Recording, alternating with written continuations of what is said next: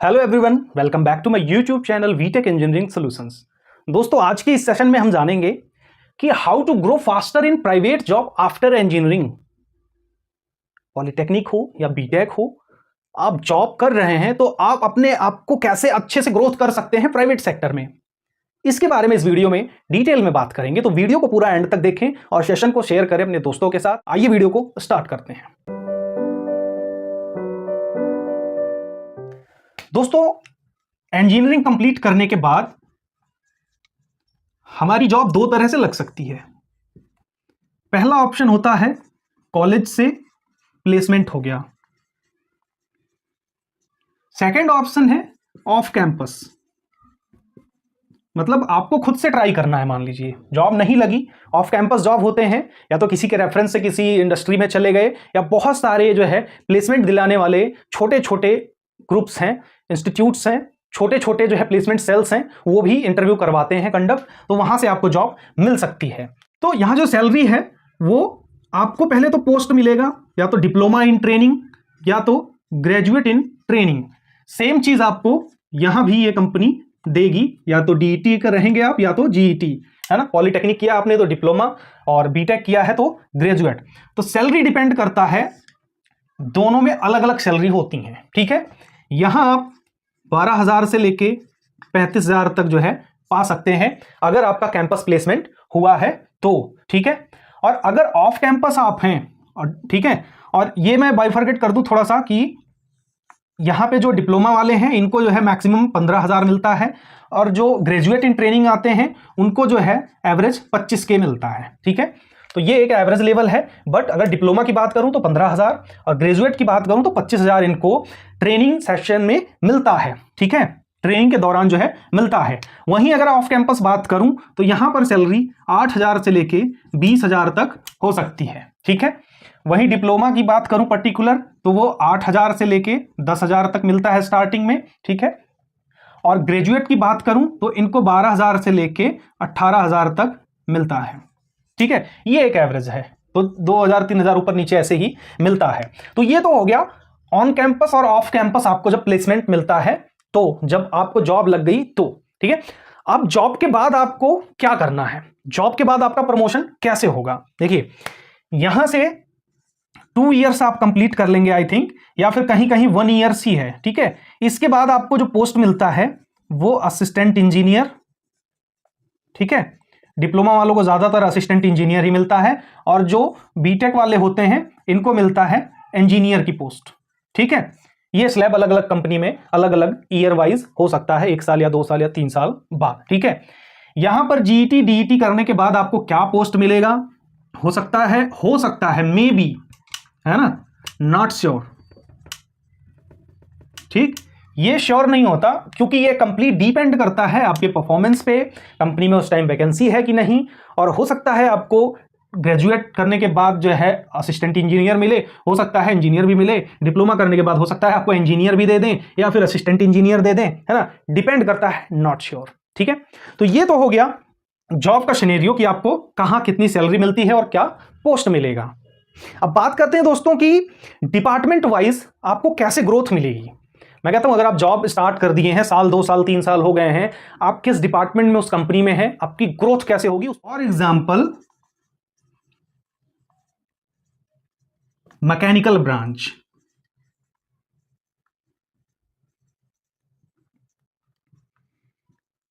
अब मैं इसमें बात करूं कि इसमें कौन कौन से डिपार्टमेंट्स होते। पहला डिपार्टमेंट मान लीजिए मैं लेता हूं डिजाइन का, ठीक है। इसमें डिजाइन एंड डेवलपमेंट हो सकता है, या फिर रिसर्च एंड डेवलपमेंट हो सकता है, बोथ डिपार्टमेंट्स हो सकते हैं, ठीक है। सेकंड मैं ले लेता हूं प्रोडक्शन डिपार्टमेंट।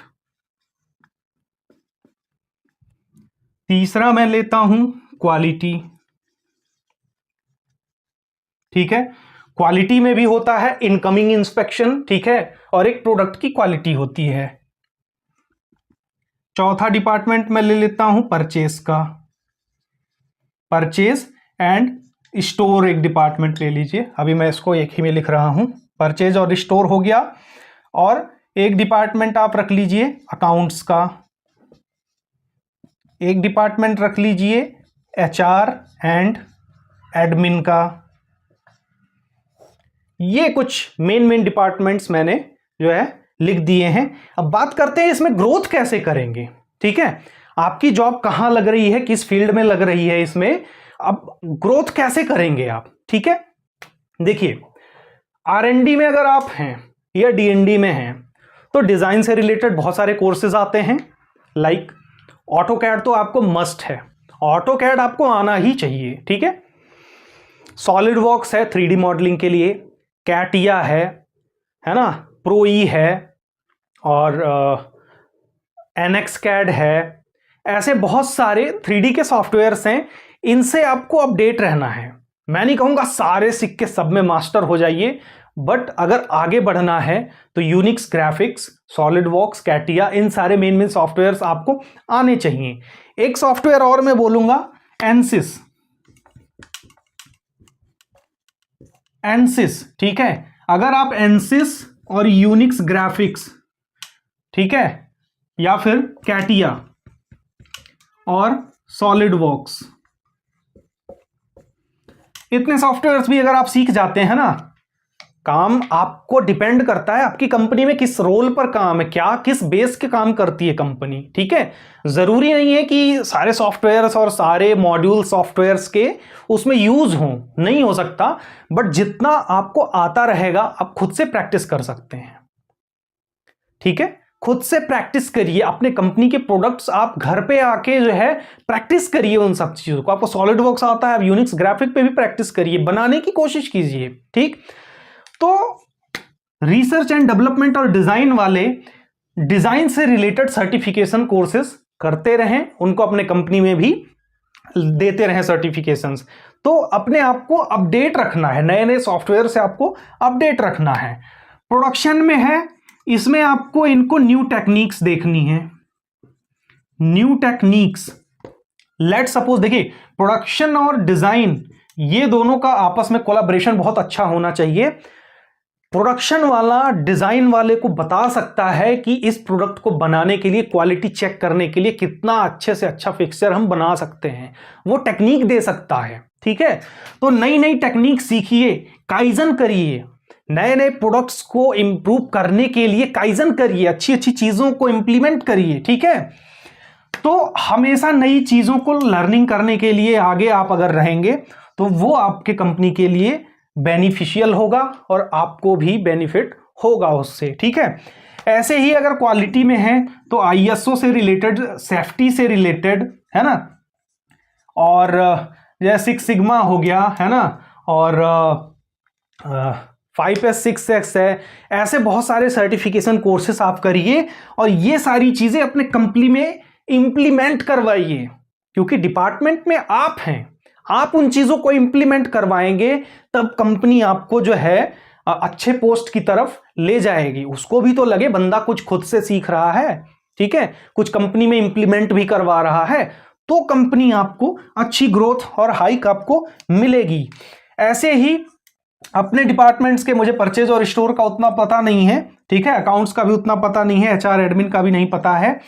तो ये एक मतलब एक मैंने मोटो बता दिया दोनों में, जैसे डिजाइन में और इसमें, कि आपको क्या करना है, अपने फील्ड से रिलेटेड टेक्निक्स इंप्रूवमेंट करने हैं, नई नई चीजें सीखनी हैं और हो सके तो अपने कंपनी में उन चीजों को इंप्लीमेंट करना है। ठीक, अगर वो चीजें आपके कंपनी में इंप्लीमेंट होने लायक नहीं है, ये एक बड़ा क्वेश्चन है। आपने ये सॉफ्टवेयर सीख लिए जी, आपकी कंपनी में इंप्लीमेंट नहीं हो रहा है, आपने 1-2 महीना घर पे प्रैक्टिस भी की, आप क्या करें?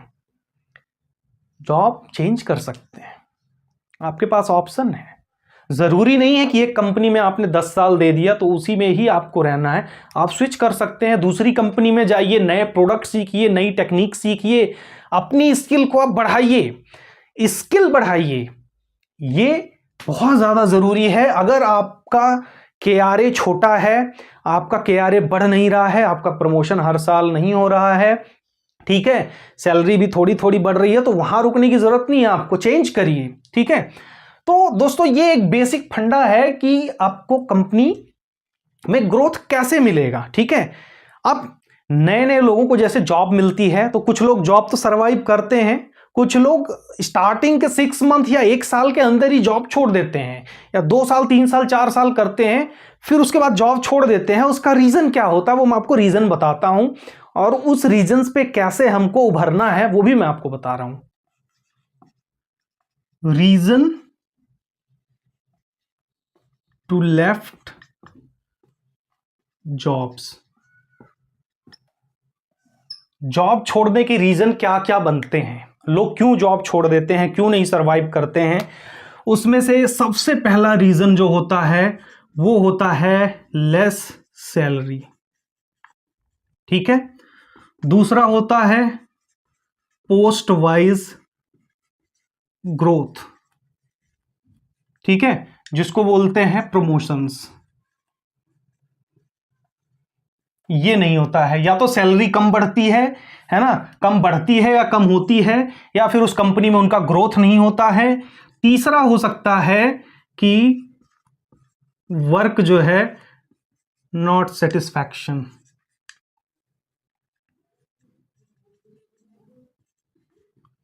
नॉट सेटिस्फैक्शन वर्क, मतलब काम में उनको सेटिस्फैक्शन नहीं है ना। हो सकता है आपका इंटरेस्ट डिजाइन में हो, आप प्रोडक्शन में वर्किंग कर रहे हो और आप एफर्ट लगा रहे हैं, आपने डिजाइन वगैरह सब सीख लिया है, एफर्ट लगा रहे हैं, 2 साल 3 साल आपने एफर्ट लगाया, उसके बावजूद भी आप डिपार्टमेंट चेंज नहीं कर पाए, तो आप सोचते हैं यार मेरा तो प्रोडक्शन में जो है काम हो नहीं रहा है, सैलरी बढ़ नहीं रही है। यहां प्रॉब्लम क्या है, देखिए लेस सैलरी है मानता हूं होता है, लेकिन अगर वर्क से सेटिस्फैक्शन नहीं है और आप डिपार्टमेंट चेंज नहीं कर पा रहे हैं, तो क्यों ना आप सेम डिपार्टमेंट में ट्राई करें। प्रोडक्शन में आप हैं उसी में क्यों ना कुछ और सर्टिफिकेशंस करें, कुछ नई टेक्निक सीखें, कंपनी चेंज करें, अपने आप में स्किल डेवलप करें, उसमें सारा फोकस प्रोडक्शन में ही दे दें। आपने 2 साल 3 साल तो दिया, अब आप डिपार्टमेंट चेंज कर दोगे तो हो सकता है उस डिपार्टमेंट में आपको शुरू से स्टार्ट करना पड़े, फिर कुछ दिन बाद कहोगे यार ये मजा नहीं आया, पहला वाला ही ठीक था। अगर नहीं मिल रही है डिपार्टमेंट चेंज करने की अपॉर्चुनिटी, तो सेम डिपार्टमेंट में आप फुल एफर्ट लगाइए, ठीक है। और ऑप्शन क्या हो सकता है कि आपको लगे, है ना, कि फ्यूचर एक्सपोजर इसका नहीं है। फ्यूचर एक्सपोजर, लेट सपोज आप चले गए जो है इनकमिंग इंस्पेक्शन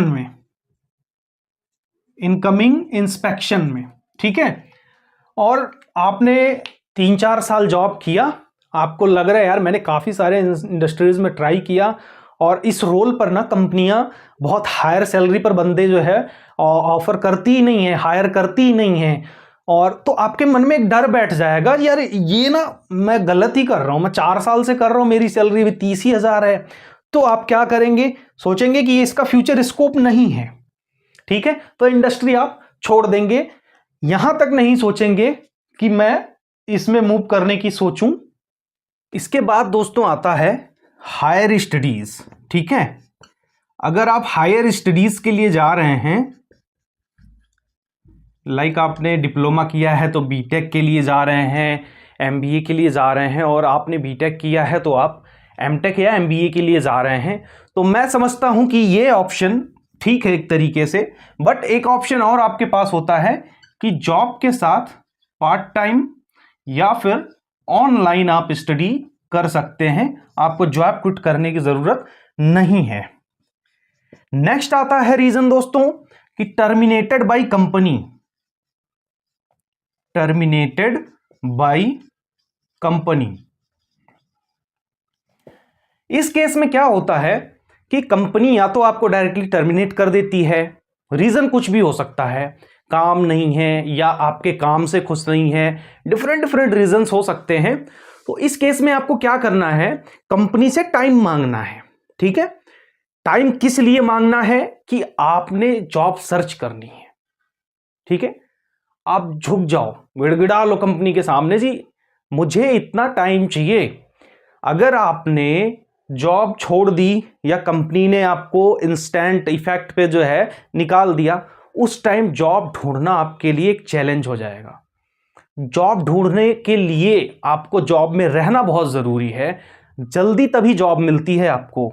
तो ये कंपनी आपको टर्मिनेट करती है या आप कंपनी को किसी कारणवश छोड़ देते हैं, इस वजह से आपको दोबारा जो जॉब होती है वो मिलने में थोड़ा सा क्या मतलब एफर्ट आपको ज़्यादा लगाना पड़ेगा। तो एक चीज़ ये ध्यान देने वाली है कि आप कंपनी से रिक्वेस्ट कर सकते हैं जी मुझे 3 महीना, 4 महीना, 5 महीना कुछ टाइम्स आप और ले सकते हैं। एक कारण और हो सकता है कि गवर्नमेंट जॉब प्रिपरेशन, ठीक है, बीटेक करने के बाद या पॉलिटेक्निक करने के बाद आप सोचते हैं कि RRB, JEE, UP, triple SC या एसएससी, जेईई की, इन सब की आप जो है गवर्नमेंट जॉब की प्रिपरेशन करेंगे, तो ये ऑप्शन भी बेस्ट है ना। इसके लिए भी अगर आप जॉब छोड़ते हैं तो मेरे ख्याल से ठीक है।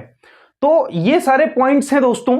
आई होप आपको ये वीडियो काफी इंफॉर्मेटिव लगा होगा, और अगर चैनल पर पहली बार आए हैं तो चैनल को सब्सक्राइब कर लें, वीडियो को लाइक जरूर करें और अपने दोस्तों के साथ शेयर जरूर करें। मिलते हैं दोस्तों नेक्स्ट वीडियो में, तब तक के लिए अपना बहुत सारा ख्याल रखिएगा। बहुत बहुत धन्यवाद।